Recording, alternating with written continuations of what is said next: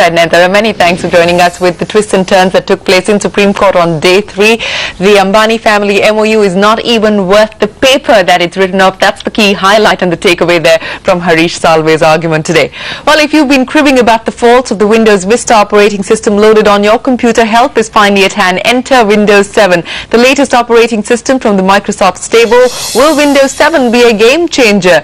Diptarup, Principal Research Analyst at Gartner, now joins us to discuss that. Diptarup, many thanks for joining us. Well, after the failure of the Vista, Microsoft is really hoping that this will be the big launch that will help retool its fortunes. How optimistic are you? Well, yeah, this product is definitely taking care of a lot of the glitches that you just spoke about.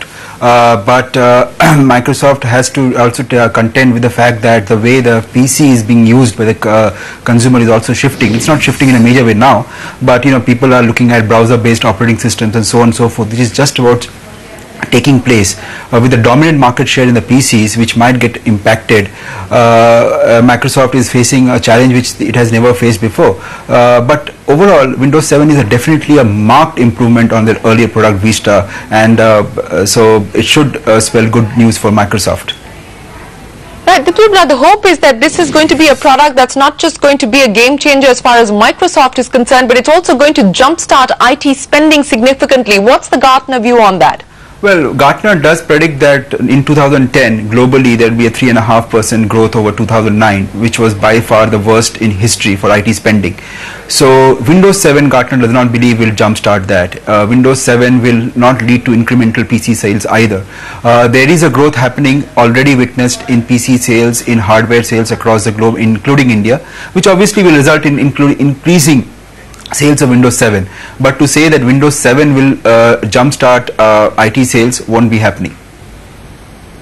Right, what does this actually mean in terms of competition as far as Microsoft is concerned? We know that Google is trying to launch something on a cheaper, similar platform. In terms of taking on competition, just how aggressively does this position Microsoft at this point? Well, Microsoft is definitely looking at its competition very seriously.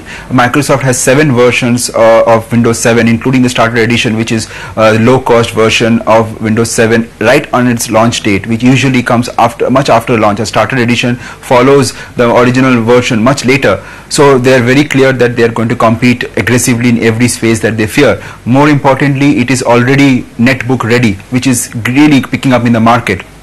So Microsoft has learned its lesson. And one more thing I'd like to point out, this version or this upgrade, whichever you call it, came within 3 years.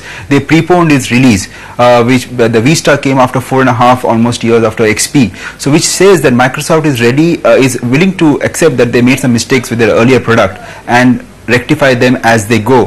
And this is, Vista is one of their fruits for that, one of the proofs that they are really serious to take on the competition.